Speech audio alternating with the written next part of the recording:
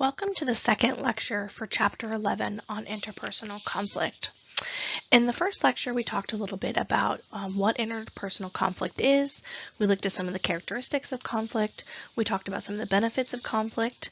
And in this chapter, or this lecture, we're really going to be focusing on some common pitfalls for managing conflict, as well as some of the major ways in which we experience and manage conflict in interpersonal relationships, some good and some potentially harmful for relationships. So in the first lecture, we really talked about, if some of the benefits for interpersonal conflict, as well as some of the reasons why, conflict can be harmful for relationships. And so, one question that I get a lot is if conflicts are healthy for relationships, then why can some conflicts be so destructive? And I talked a little bit about in the first lecture, distinguishing between kind of just the presence of conflict and how conflicts are managed. And so when we think about potential reasons why conflicts can be destructive in relationships, oftentimes is because the conflict is not being managed properly. And so thinking about some of the common pitfalls to managing conflicts, I think perhaps the most common is this experience of hot emotions, having kind of a emotional, fast, reflexive way of responding to threat or stress that conflict can trigger. And so thinking about instead of having a logical or rational response or engaging in that discussion in a logical or rational way, sometimes our emotions, anger, frustration, can really hinder the way that we think and the way that we communicate about our opinions when engaging in conflict. Additionally, this can prevent us from engaging in perspective taking, productive problem solving, creating creative solutions. And so in these cases, sometimes having like a timeout or a cool off period can help better navigate that conflict down the road. So if you kind of feel one or both members feel kind of these hot emotions arising, take a time out, provide some time for reflection, and then come back to it when maybe the stress or the threat is not as fresh, and you can engage in that logical and rational discussion. We also know that during conflict, we don't always see things very clearly or very rationally. And this could be because we are clouded by our biased perceptions or erroneous ways of thinking about situations that can kind of make it worse. Your chapter talked about several different biased perceptions that we can have in managing conflict. I've put them into a graph here. And so the first is that we sometimes can oversimplify the situation. So people involved in the conflict can drastically oversimplify kind of what's going on, perhaps relying on things like stereotypes or blaming the other person, ignoring potentially contradictory information or information that doesn't align with your own opinion.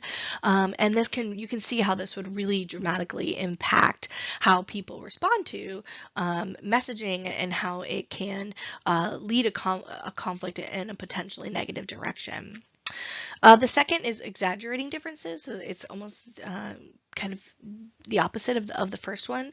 So thinking about, really exaggerating the difference between the two viewpoints. I said earlier in the first lecture that when we think about conflict, we're thinking about perceptions of scarce resources and perceptions of incompatible goals. And here in this second bias perception, those perceptions are really exaggerating how differently we think about things, me and my partner, when in reality we might be actually closer to wanting the same goal or to being able to achieve the resources that we need than kind of we initially think. And so this could be another kind of biased way that we approach conflict. Somewhat related to oversimplifying the situation is viewing conflict as a win-lose proposition. So sometimes we see this as like, well, you can have this or this, but really there are a lot of in between options that could exist. And so thinking about kind of having more kind of collaborative ways at looking at conflict resolution to see if we could maybe compromise, or we could come up with a win-win situation in which both members are really happy, as opposed to thinking about conflict resolution as a situation where one person's going to win and get the resources or achieve their goals and the other person is not. Because we know that in conflict resolution, oftentimes we can come to some sort of compromise and some sort of situation where there isn't a clear, a clearly defined winner and a clearly defined loser in that conflict. Not to say that this doesn't exist. Sometimes there are conflicts where there is a winner and a loser, but really thinking about not viewing the conflict like that, kind of erroneously, or not biasing the conflict as to being a win-lose proposition when it actually is not. The fourth bias perception is making self-serving judgments. So people naturally are kind of aware of their own needs and motivations more than they are of others. And we kind of naturally see things from our own perspective. And this can serve in how we view the conflict and how we make judgments about the resources or about the goals. And so, really just trying not to focus solely on kind of your own perspective, but really avoiding this bias perception by really trying to see things from the other person's point of view. The fifth is falsely assuming understanding.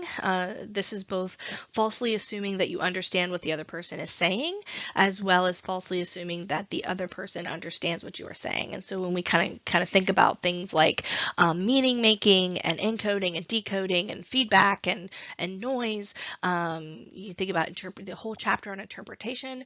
We know that our messages aren't always interpreted the way that we want them to. And so in a conflict situation, when we falsely assume that people, that we are being clear or that we understand what other people are saying without kind of checking in and maybe paraphrasing what they say and making sure that you have the correct understanding, then this provides kind of a false sense of transparency, which can really escalate conflicts. The last bias perception is undervaluing the other person's proposals for conflict resolution. So thinking about maybe conflict in a way like if the other person is getting what they want, then they must be, then you maybe aren't getting, or you're getting the raw end of the deal, or you're not happy if other people are happy. So maybe, even in potential conflicts resolution or negotiation interactions, potentially just, putting down the other person's ideas without really thinking about them could also fall into this bias perception. So we know that, talking about the two common pitfalls to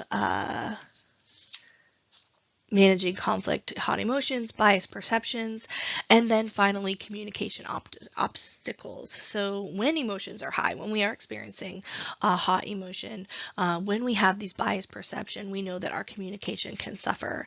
And there are some specific communication obstacles that we can experience. The first is that during conflict, when our emotions are high, maybe we aren't seeing things from multiple perspectives because we're focused in those biased perceptions, we can sometimes say the wrong things. And so often communication during conflict focuses on solutions before fully understanding the problem. We can offer premature solutions. We maybe avoid conflict by signaling that it's not a big deal. And so really thinking about potentially talking about the wrong things or saying the wrong things. So thinking about the second one, people often talk in incorrect ways. So sometimes we can make conflicts worse by kitchen sinking or gunny sacking, which your chapter talked about, potentially bringing up irrelevant points or past grievances. We'll talk in a moment about Gottman's 4 Horsemen of the Apocalypse. And so this would include things like, right here, yes, talking in ways that present criticism or contempt, or defensiveness or stonewalling. So really thinking about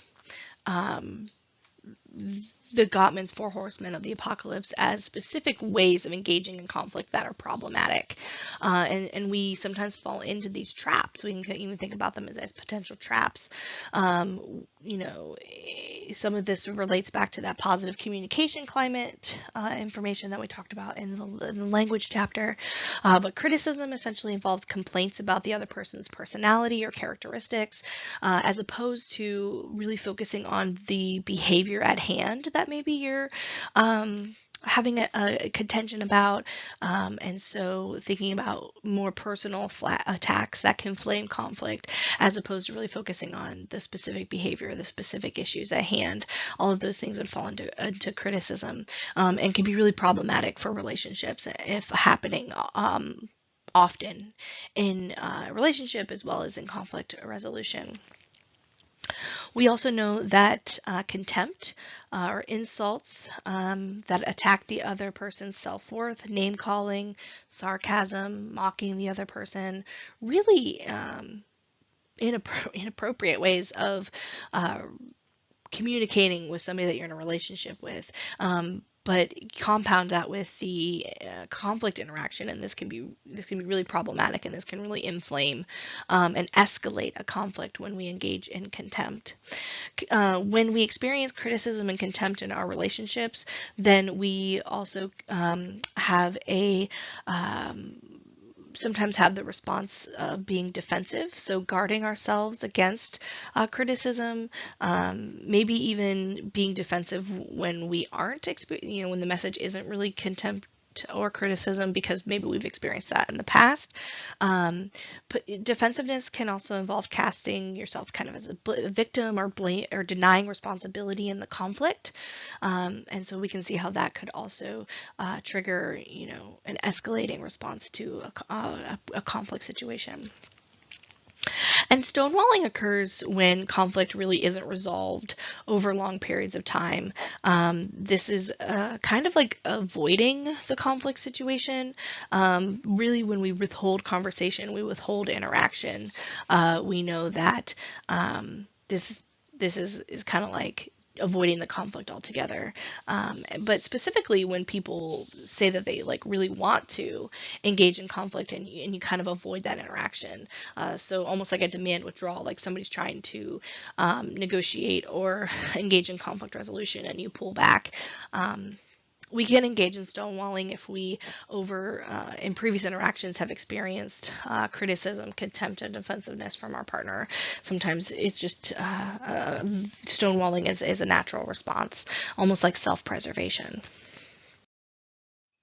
So what I'd like for you to do now is think back to your case study for your individual activity 10, and I want you to reflect on and discuss with the class how is conflict represented in the case study, and how is this illustrate, or how are Gottman's four horsemen of the apocalypse illustrated in this conflict. And so thinking about each of these: criticism, contempt, defensiveness, and stonewalling. So pull out your completed activity and kind of give a response for how one or more of these is represented, and then make sure you are replying to the post of your classmates. So the last thing that your chapter talked about is some of the 5 important strategies for managing conflict in relationships. So these are specific conflict resolution strategies. Some of these, or all of these, you may have heard of before. So compromising, competing, collaborating, avoiding, and accommodating.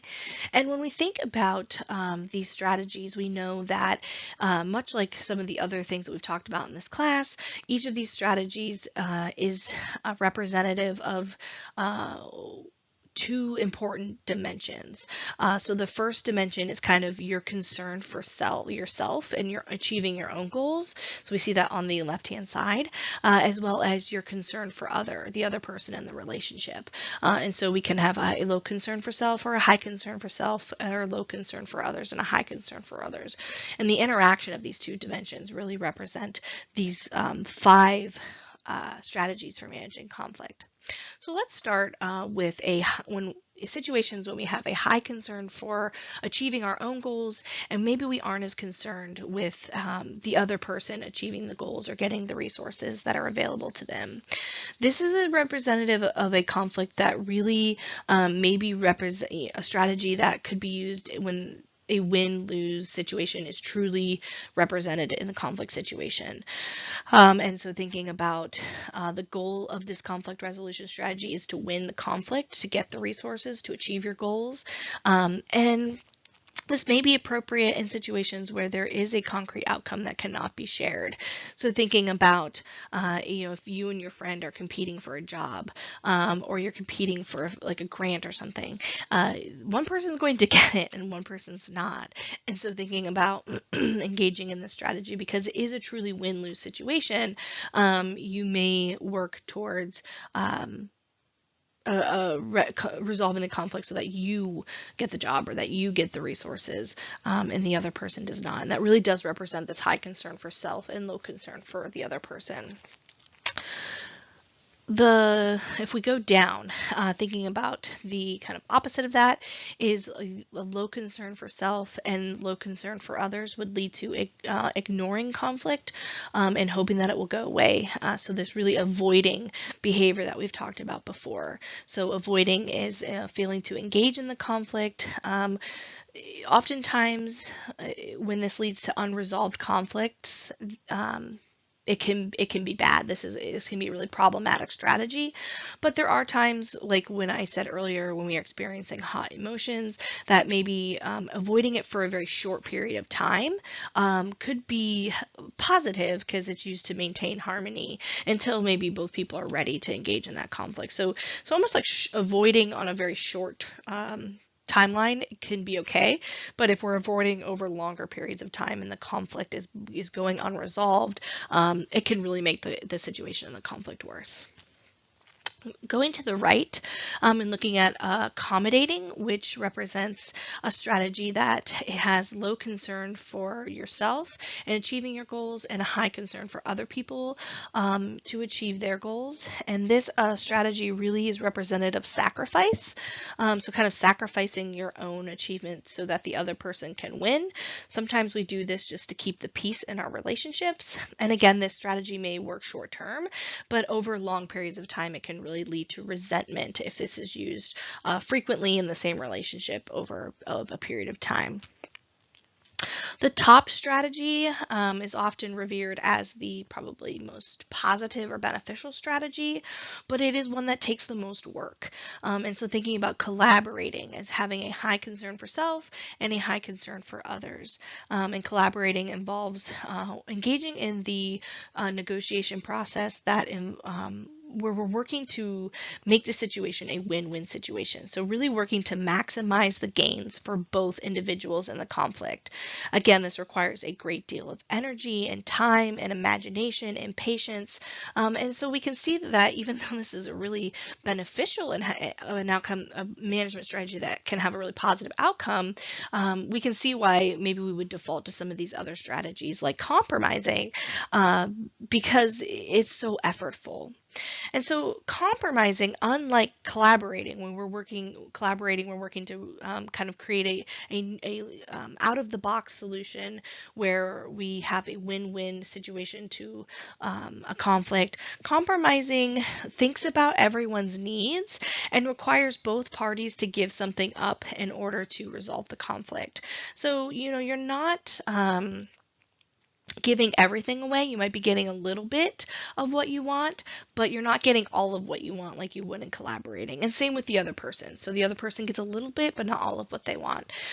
This also takes a little bit of time and patience to do it correctly, but it can have a fairly positive outcome.